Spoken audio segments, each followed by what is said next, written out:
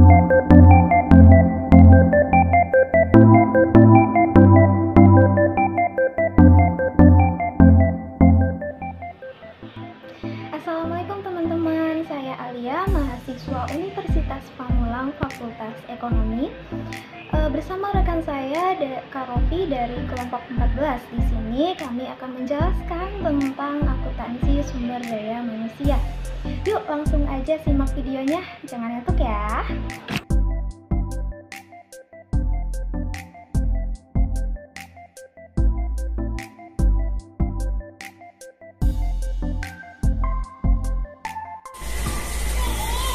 Assalamualaikum warahmatullahi wabarakatuh. Saya Muhammad Rofi dari kelompok 14 ingin mempresentasikan teori akuntansi dengan judul Akuntansi Sumber Daya Manusia.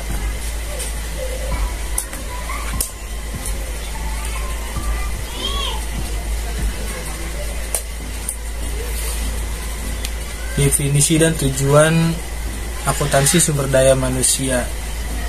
The Committee on Human Resource Accounting dan AAA dalam kurung Belkoi 1985 mendefinisikan ASDM sebagai berikut.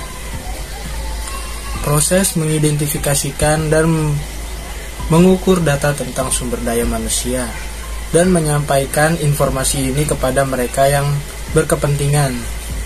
Tujuan akuntansi sumber daya manusia ini adalah memberikan informasi tentang sumber daya manusia dalam suatu perusahaan yang berguna bagi pengambilan keputusan. Secara umum, fungsi ASDM 1. Untuk melengkapi informasi tentang nilai SDM untuk digunakan dalam proses pengambilan keputusan tentang perolehan, alokasi, pengembangan, pemeliharaan SDM agar tercapai efektivitas tujuan organisasi. 2. Untuk memberikan informasi kepada manajer operasional agar dia dapat secara efektif memonitor dan menggunakan SDM. 3. Memberikan indikator dalam pengawasan aktiva. Misalnya, apakah aktiva ini dipertahankan, dijual atau dinaikkan, berapakah nilainya, apakah nilai sumber daya ini berkurang atau naik selama satu periode tertentu. 4. Membantu mengembangkan prinsip manajemen dengan menjelaskan akibat keuangan dari berbagai praktik ASDM. Pengukuran nilai ASDM, akuntansi sumber daya manusia. Sebagaimana aktiva fisik, individu atau grup dapat memberikan nilai, yaitu kemampuan mereka untuk memberikan jasa ekonomi di masa yang akan datang. Namun, kalau dipakai definisi aset yang diperlukan saat ini dalam akuntansi, aset seperti ini dinilai tidak dapat digolongkan sebagai aset karena perusahaan tidak dapat mengontrol pada pemiliknya. Untuk ini dikenal Human Resource Value Theory. Dalam hal ini dikenal dua teori, yaitu Farmhouse Theory, Farmhouse Theory dan Likert and Beworth Theory. Melanjutkan penjelasan dari rekan saya Kak Rofi, dalam pengukuran SDM dikenal dua teori. Yang pertama ada teori Farmhouse, yang kedua ada Likert and Beworth. Di sini teori Farmhouse ini disebutkan bahwa untuk mengukur nilai individu maka dapat dilihat dari variabel. Yang pertama ada the individual conditional value atau nilai kondisional individu. Nah, conditional value ini adalah jumlah yang secara potensial dapat direalisasi dari jasa seseorang yang diukur dari produk, transferability, dan promotability. Productivity ini disebut juga sebagai prestasi atau performance yang menyangkut suatu set jasa dari seorang individu yang diharapkan diberikannya sewaktu dia menjabat posisinya yang sekarang. Untuk transferability adalah satu set jasa seorang individu yang diharapkan diberikannya jika dia dipindahkan ke posisi lain yang ditawarkan pada posisi yang sama. Nah, yang terakhir ini promotability. Ini merupakan suatu set jasa seorang individu berikannya jika dan ketika dia menduduki posisi yang lebih tinggi dalam jalur promosi yang sama atau berbeda.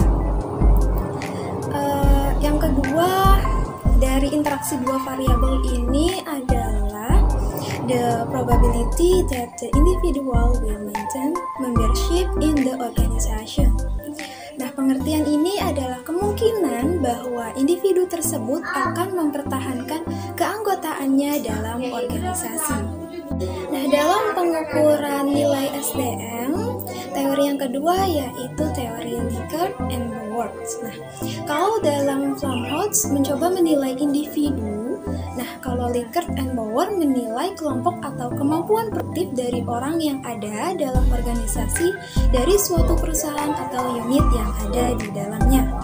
Nah, menurut Likert dan Bauer, ada 3 variabel yang saling berhubungan yang mempengaruhi efektivitas SDM dalam suatu organisasi. Yang pertama itu casual, yang kedua intervening, yang ketiga end result. Nah, variabel casual ini adalah variabel independen yang dapat secara langsung atau disengaja diubah oleh organisasi dan manajemennya yang seharusnya menentukan perkembangan dalam organisasi, tetapi hanya faktor-faktor yang dapat dikontrol oleh organisasi dan manajemen.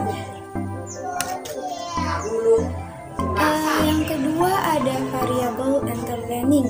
Di sini menggambarkan keadaan internal, kesehatan, dan kemampuan berprestasi dari organisasi seperti loyalitas, motivasi, prestasi, tujuan, dan persepsi seluruh anggotanya, dan kemampuan kelompok untuk melakukan tindakan bersama yang efektif. Yang ketiga ada variabel end result. Nah, variabel end result ini adalah dependent yang menggambarkan hasil yang dicapai oleh organisasi seperti produktivitas, biaya, kerugian, pertumbuhan, harga saham, dan laba. Nah, materi selanjutnya yaitu biaya SDM. Untuk menentukan biaya SDM, maka telah dikemukakan berbagai teori dan model pengukuran biaya SDM ini. Kalau dikelompokkan ada 2 bagian besar, yaitu Human Resource Cost Model dan yang kedua ada Human Resource Value Model. Materi yang terakhir yaitu jenis biaya. Dalam Flamholtz mengidentifikasikan 2 nilai, yaitu acquisition cost, yaitu semua pengorbanan yang harus dikeluarkan untuk mendapatkan pejabat baru. Biaya langsung seperti biaya rekrutmen, biaya seleksi, hiring, dan penempatan. Biaya tidak langsung, biaya promosi dari dalam perusahaan. Nah, yang kedua ada learning cost, yaitu biaya yang dikeluarkan untuk melatih pegawai sampai memiliki kualitas yang diharapkan untuk menduduki jabatan tersebut.